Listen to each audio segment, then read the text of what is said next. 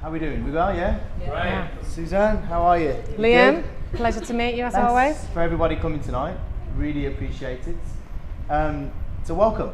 Welcome to YENA, Young Entrepreneurial Network Association. And as an entrepreneur myself, I love these events, happy to host, happy to get involved, and happy to see you guys here. So I would like to start off with a round of applause for yourself for turning up. Because the reason is networking is so important. The last time we were here, it was last month, and it was a great event. Hosted a really good guy and spoke to a lot of great people, and it was just, for me now as I'm growing through my business, I'll tell you what I do in a minute.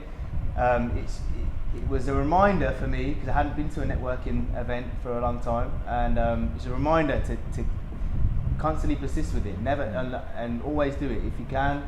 Twice a month, 3 times a month, it's such an important thing, even just to get the energy off other people. That's what's important, because entrepreneurship is very lonely.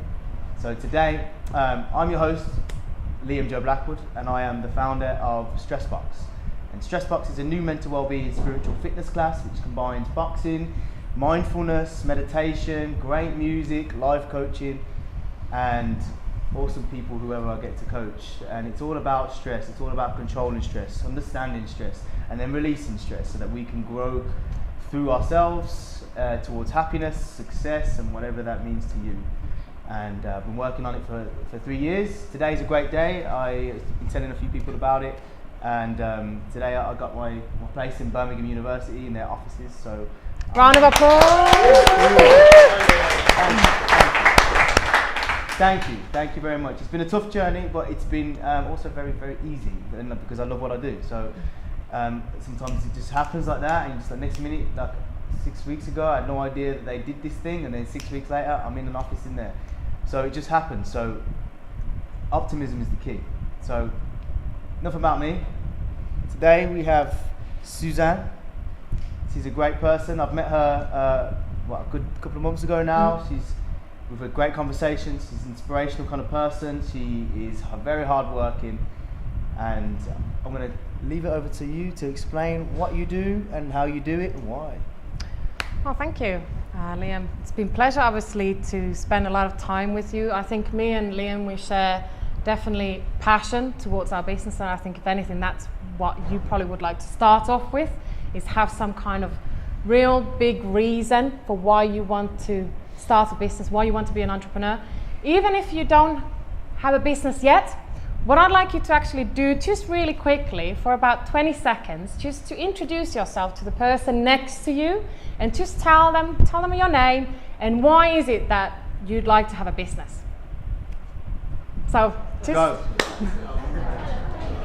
Right. So, great, thank you. I know we could probably carry on talking about our business for a long time. I think this is a really important thing, because like Liam said, it's actually really a great thing that you're here today, because there's so many times people book tickets to events and don't come. You probably were in 2 minds today as well. You know, it's should I go? I've got loads of other things to do, but you're here. So really give credit to yourself, because that shows that you're already different from most of other people, because it's often about half or a third come to the events. So really give yourself some credit. It shows that you're a different kind of leader as it is. And especially as entrepreneurs, we are types of leaders, aren't we? Because you are giving some kind of message. But just quickly, what Liam said, just to tell you a little bit about my background. So as you know, my name is Susanne. And if anybody's wondering where the accent is from, Guess. Close, very close. Little bit to the right. Finland, that's it. So I'm from Finland. I've been living abroad for about 10 years now. I love a bit of adventure. I've lived in loads of different countries and ended up here in a positive way. Birmingham's great. The more time I've spent here, the more I love it.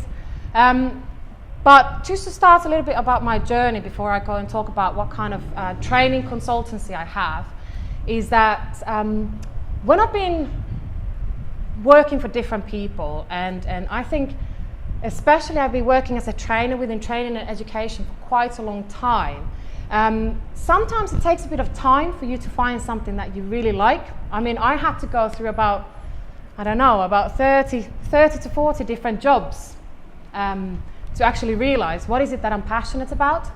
Who here is still employed for somebody else? Yep, some. And who has their own business already up and running? Okay, brilliant. So quite a few. Who has their own business as well as work for somebody else? Okay, yes, that's quite a lot of hard work, isn't it? But especially when you find something that you're really passionate about, I think that is where it starts from. And I gotta say that it hasn't been necessarily the easiest journey. I worked within hospitality for quite a long time, so I've always been a really positive person, and I think that's where you always learn to smile whatever happens, I suppose, when you work in hospitality, whatever challenging situations you've got. So that's definitely something that I got from working in 15 years in that industry. I started then training and managing staff, and I realized that I've got a lot of passion towards seeing other people succeed and develop, and it gives me a lot of satisfaction. I think most of us share that same thing, is that when you actually help someone and see that your advice or your encouragement or support, it's worked and they thank you, it feels pretty good. And I've always taken that really seriously. So I realized that when I was especially in my last job, when I was still employed for someone else, I felt like I was doing a lot of the job myself.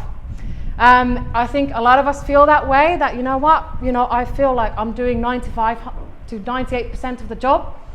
And then you come to think, I think I could actually do this myself as well.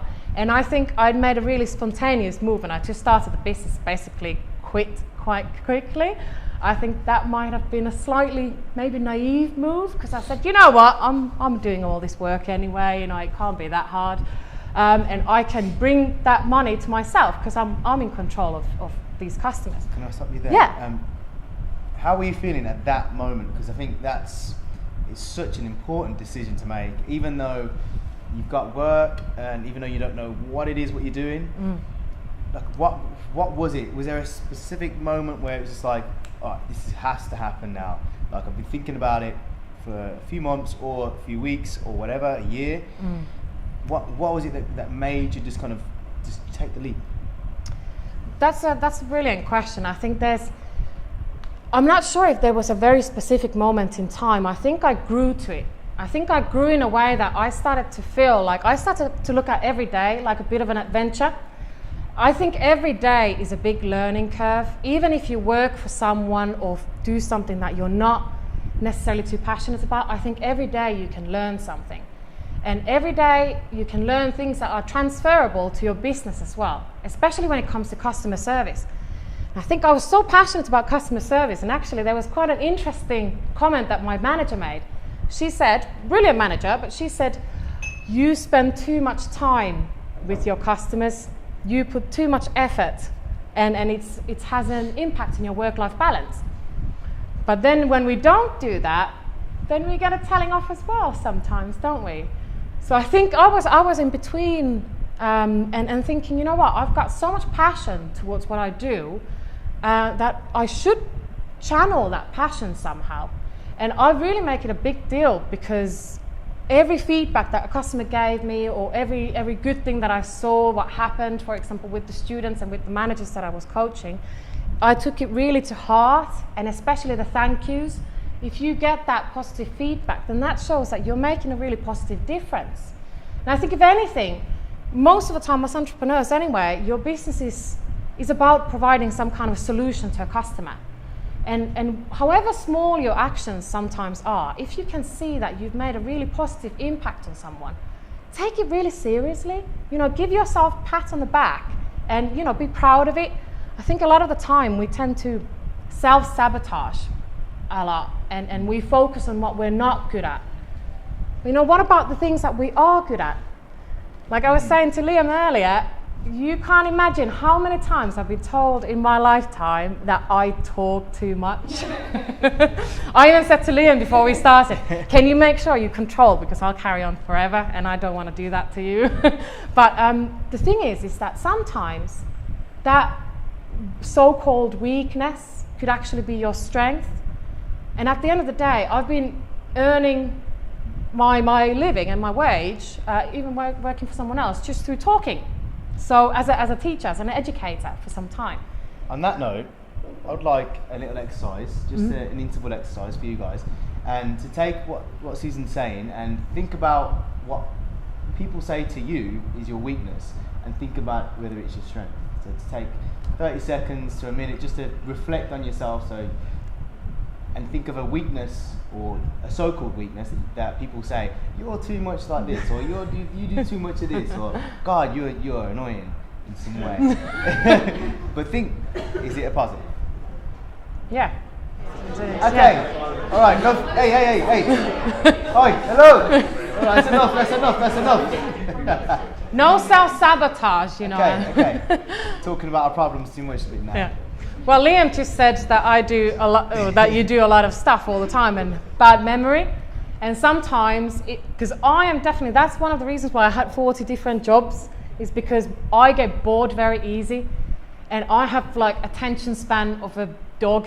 I don't know if you can say that, but it's like squirrel syndrome, isn't it? It's like constantly new project, new shiny things. And I think as entrepreneurs, that is actually a good thing. It can become a disadvantage because you might not finish all the projects that you start. You start a million things and don't quite finish any of them. But actually, as entrepreneurs, we need to be very action-oriented people. So, you know, if you are capable and then you're creative, I think that's one of the most important things is creativity. In your business. You can be as creative as you want. The thing is, it's quite scary to think about a business, but it's also really empowering, because what I did with my business, for example, and a lot of people, and I'm sure you've come across this, I don't know, but they say, oh, that's never gonna work. Or I asked my mum for some feedback on my website. Is my mum really the best person to give me that feedback? No, not really. She has no idea about running a business, but sometimes we want that recognition from our family. Yeah, use that as leverage. Personally, I ask people for advice, knowing what they're going to say, and just kind of like, okay, I'll do what I do, and just kind of get their feedback, and it's the opposite to mine, and it's like, as you were. Yeah. But it just works like that for me. Like I need that. Yeah, I can get it out. Absolutely. I can get it out, which helps, and it also kind of tells them what I'm doing. I think as entrepreneurs as well, one of my mistakes over the years is not telling enough of what I do, because I mean it's hard to explain because it's not done. You know, releasing stress through fitness, through music, through meditation, and I think telling your siblings and to get over stuff like that with your parents, it's because man, if I could take it back, I'd like to avoid a lot more stress than I had. But I'd tell them from the start. I'd tell them what my vision is, what the plan is, and sit down with them and have this real honest conversation, because I think as human beings we're not so common sense orientated, so we just kind of pour in our world. And even though he's going to be an entrepreneur, he wants to make money, he wants to do this, do flyers and stuff and stuff like that. But tell them why. You know, sit down to people and tell them why, and then in the end they can be your cheerleaders. So. And to an extent, that questioning is actually good. Don't take objections badly. The thing is, there's going to be so many people, and I don't mean this in a negative way, but so many people who are going to question what you do, and sometimes you'll question every day, why am I doing this? You know, you get so lost in translation, and you've got like million things on your to-do list, and you get lost of what is it that you're actually going to achieve. So that's why I'd suggest, you know, especially whatever you do in your business, whatever business you have, whatever kind of person you are, even if you hate writing, I come across a lot of people like that, please write down what it is that you want to achieve. Not just in like 10 years time or 5 years time, not this boring interview question, but actually, you know, something that comes truly from you. Don't think about anything that your mom or dad has said to you, and in no disrespect to your mom and dad, but sometimes our parents want us to go a certain direction. And I can guarantee that my mom and dad, they want the best for me. I'm sure yours too. And that's why they doubt, and that's why they question. But they don't always understand what you want and what your vision is. So don't take it personally when they question you, but actually some things are okay just to keep to yourself, and actually find people who are positive and encouraging in your life, not the ones that are negative and questioning. Because I have a lot of quotes that I often use, and one of them is, who you spend time with is who you become. Really, the people around you have a huge impact on you, whether you acknowledge that or not. Even my partner, and I love him to bits, and he's fantastic, and a lot of my friends, sometimes I say, I can't be bothered to do this today, which doesn't happen very often because I'm very determined, but we all get those days. And then they say, oh, don't do it then. It doesn't matter, do it later. No, you know what? Actually, sometimes the more people tell me that you can't do it, the more people object me, the more I actually want to do it, because I want to prove them wrong. And I think that's sometimes a good way to approach your business as well. Prove your friends and family wrong who have been questioning you. Definitely. And again, they're not questioning you or giving the objections because they don't think your business idea is good. They just might not quite understand.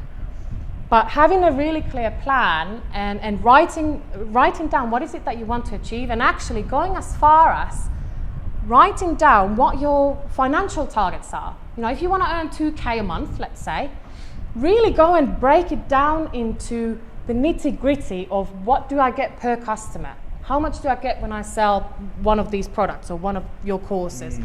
How many courses do I need to sell a month?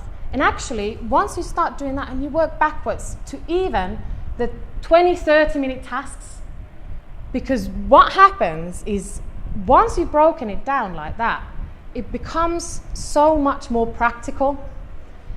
When you try and keep everything in your head, what happens is what you try and solve is stress.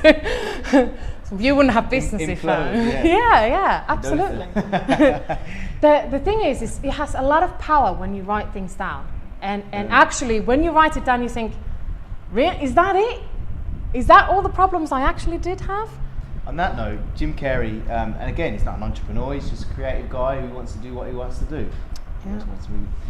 His love was acting, and his dad was an actor, and his dad didn't believe that he could be an actor, so he stayed as a financial banker, and he passed away being miserable. So Jim Carrey, he took note of that and wanted to do the same thing, but believed it. So when he was broke and poor, he wrote a check for £10 million, and he was driving this run-down car, and he would just visualise and imagine that it was a Mercedes or a soft top. And then I think 10 years later to the day, or around the same time, he got paid £10 million for Dumb and Dumber. So it's kind of creating that trust, and that's what I always think it is. It's not kind of like over forecasting, or it's a trust within yourself. It's that no one else is involved. It's just how do you feel when you're writing? If you feel weird writing it, then there's a trust issue. So then you can start acknowledging it and start working towards it. If there's no issue, then I'm sure you're on the right path. And then, but just obviously be accountable for all that as well. So back to yourself. How are you now as an entrepreneur? So, how long has it took you to be where you are, as in a comfortable financial position, and to be here with us today? How long does that take? How long has this journey taken you, and what could you share from that, like for people who are trying to, or who are in the middle of the journey, so like maybe 2 years? Good that you changed that, because one of the words that I'd like you to change, and a lot about what I talk about, is your language. It's really important what language you use. If you say, I'm trying to set a business, I'm trying to sell, you're not trying, you are selling, you are doing it. I'm not, it was good that you say that, because I wouldn't have grasped on that otherwise. A lot of the time we say, I'll try and do it. Try should be removed from your vocabulary completely. It's you just do it. Don't question it. Don't think that you're going to fail. You might have problems along the way, which surely we will all have a lot, and we all will have. And if anything, especially as entrepreneurs, you do a lot more than some others. So isn't it that the more you do, the more challenges you'll face? The people who booked the ticket today, they chose not to come for several reasons. But a lot of the time, the reason why people don't come to events is self-doubt. It's the doubting of what I'm going to say, what are people going to ask me, I don't know how to explain it, I'm not sure what to do. And especially what you asked is I had no clue what I was doing in the beginning. I just knew that I really want to help people, and I'm so happy when I see people progress. And I'm actually, to an extent, very persistent person. Another weakness that people have said, you know, oh, you never give up, do you? No, I don't. And actually, as a teacher and as a coach and as a mentor, isn't that what you're supposed to do? Whenever the person says, whatever objection you get, I'm not going to give up because I know it's for their benefit. You don't go to gym and get a personal trainer because they go, oh, I don't feel like it. Oh, all right, don't worry about it then, you know, just go home and we'll see tomorrow. They would never say that. You know, they push you because they know that it's a benefit for you. But sometimes you gotta have to coach yourself. And what happened is, how I started my journey is I did a hell of a lot of training. Now I wanna say one of the key things, whatever business again you have, whatever you do, don't ever underestimate how important knowledge is and how important training and self-development is. Because as long as you're not expanding your mind, as long as you're not increasing your knowledge, then you're going to do things the same way. So as long as you do things the same way, you're always going to get the same result. Exactly. But I got to say, and not everybody always likes that, and sometimes I actually start a lot of my training sessions, you're not going to like what I'm about to say, and I'm okay with that. Somebody's going to sometimes bring out some truths about yourself because I had to. What I did is I was very passionate about training and development for myself and for others. But what then happened is I wanted to do everything myself. It's all my way. And actually, you know, people came on my way, you know, my manager questioned me, my partner, my mom, and whoever, they questioned me, everybody's standing on my way. You know, what's the matter with them? Why can't I just do this? And what's the matter with me when I'm not getting a result? And actually, why am I not making any sales? Why am I not making any money? Well, I didn't have a business account, so I wasn't ready for the money, right? How can I make sales if I wasn't selling? Some people say, especially talking a lot of different places these days, again, leverage your weakness, become a speaker if you talk a lot. But it's that I can't do this, or I'm not good enough, or and often what I say is actually, when you say I can't, you should replace that word with I won't. What's the difference there? It's changed to a matter of choice. You can do whatever you want. You can have almost, I hope it's ethical, but almost pretty much any kind of business you want.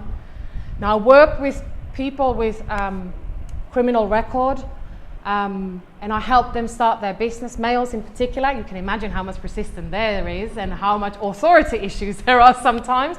But you know what? I am really passionate about helping people start their business, and I've helped a lot of these guys develop their own business. And actually, if you're really passionate about what you do, even if there is resistance, even if you've got objections, you know, again, it's for the best, it's for their benefits, it's for solving their problem, it's for improving their quality of life. Again, that should be for each business, shouldn't it? Whatever business you have, whatever product or service you have, it's for solving somebody's problems. That's how you should look at it. A lot of the time when we come to these networking events, we really want to share about our business, and it's really important, but we end up just talking about ourselves, what I do, and me. Well, fair enough, I'm doing that a lot now. I'm a bit of a hypocrite there. That's why you're here, though. That's why you're here. But actually, give you a free pass. Yeah, thank you. But when you're in a selling situation, when you're trying to when you're making a sale, when you're having a conversation with a potential customer, focus on their problem. How many times have you spoken to a salesperson who just talks about the benefits and advantages of their product, and you're like, yeah, I kind of need it, but not really. You gotta have to try and really refer to their emotions, understand what they're going through, and sometimes you just gotta ask a lot of questions about them, and they'll remember you forever because you've listened to them. Yeah, I think this boils down to kind of like a value of empathy. From my perspective as a holistic health coach. When I go into wherever I need to go to help people with stress, one of the most valuable things that I teach is empathy. And if you can understand your customer's empathy, or even don't even mind about business, like in terms of the homeless guy out there or the person of your family who's probably got exams, like if you can increase your empathy, they'll go back into your business, which is lovely, because it's just like it's an untrained source that you don't have to pay for the course for or something like that. So it's like self-development within, but it's a harder choice, isn't it? So it's something to take. So we're going to round this up. Thought that was amazing. I thought that was absolutely fascinating. I wish I had my notepad with me instead of this drink, so I could take some notes.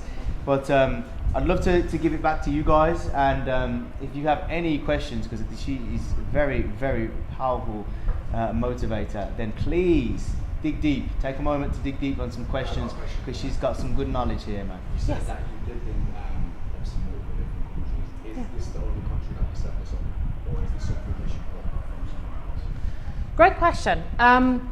No, I actually set it up in here. Interesting that you asked that question, because I love adventure, and that's one of the things that, again, as an entrepreneur, it's good to have if you're a bit adventurous, because there's a lot of uncertainty ahead of you. So I realized that I was a very much of an adventurer, moving from one country to the next and having lots of these different jobs. But actually, and I'm big on self-analysis, and if you want to know more, just come and have a chat with me afterwards. But I had to do a bit of soul searching, and I think we all need to do a lot of this, especially as entrepreneurs. Is that I started questioning, why was I moving around so much? Why was I always so eager to start everything from the beginning? And actually what I realized is I was always somehow dependent on my environment. I was always somehow dependent on what other people tell me, how other people approach me, what opportunities they give me. And I then wanted to start from the beginning when things got a bit tough, when things got a bit serious. I moved to the next country and to the next school and to the next job and to the next relationship, all sorts. And I realized that although I loved change, but that I was really not doing, that wasn't benefiting me in any way. And I realized that really when I have, and this is a country where I spent most of my time in, and I love it here, but I didn't love it in the beginning. I mean, I've lived in Paris, Madrid, and London, and Amsterdam, and then Birmingham. No disrespect. Birmingham's great, and it's become a lot better. However, not necessarily as pretty as some of the areas. I'm thinking about Paris right now. and I would often depend on the environment or how negative the other people were. You know, and that's not the way to be. And in the beginning when I was here, I was quite unhappy and I felt really stuck in my career. I wasn't progressing, I wasn't doing this and that. When I realized, and I was close to losing actually something really important in my life. I was close to losing somebody really important, because it was all about me, and not realizing that it wasn't my environment that had to change. It wasn't always looking for something different, or it's always grass is greener here and blah, blah, blah, and it's never good enough. It's really what you gotta change, and really where it comes from is from you. And there's a saying to this. It says that people live their lives in quiet desperation. So people live their lives in quiet desperation. And when I've been working within offender learning, people with criminal background, you can imagine what kind of negativity I come across. But actually, there's no different who I work with in there than sometimes with people elsewhere, you know, in sort of normal life. It's a lot of the time where people are quite unhappy. But to answer your question, is that it's comes from you, is that change comes from you. So I realized it wasn't about my environment, it wasn't about Birmingham, it wasn't about England or whatever I was blaming. Always somebody else or something else. It was me who had to change. And what really had to change is what I do every day. What I do every day is what matters the most. And that's what will bring you that satisfaction and rewarding job, when you do something that really matters to you. Do you feel like you can set up a business without finding your purpose first? Without finding? Your purpose first. Yes, I think you can. I think you can. That's a really good question. I think your purpose, you can't. I appreciate that a purpose isn't just summarised by a job title, but in regards to actually putting your heart and soul in that. I don't think you don't search for a purpose. I don't think you should search for a purpose. Your purpose search for you, so you earn that purpose.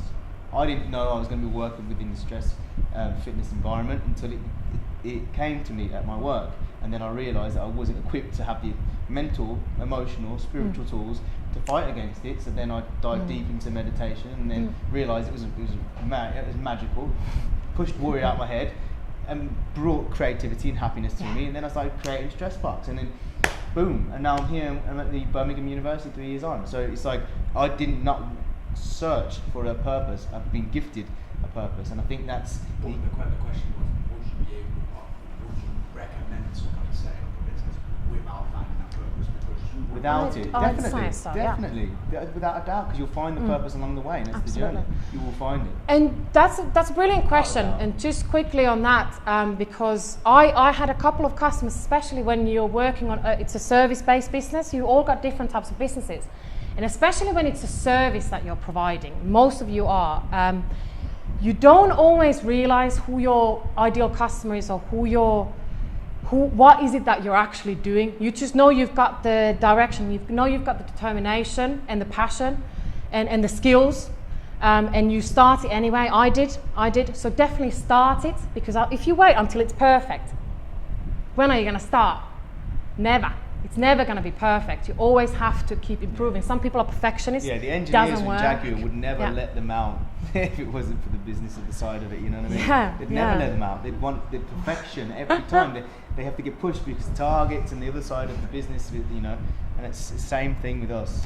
And I only started working with people with criminal record or from other disadvantaged background after I had started my business.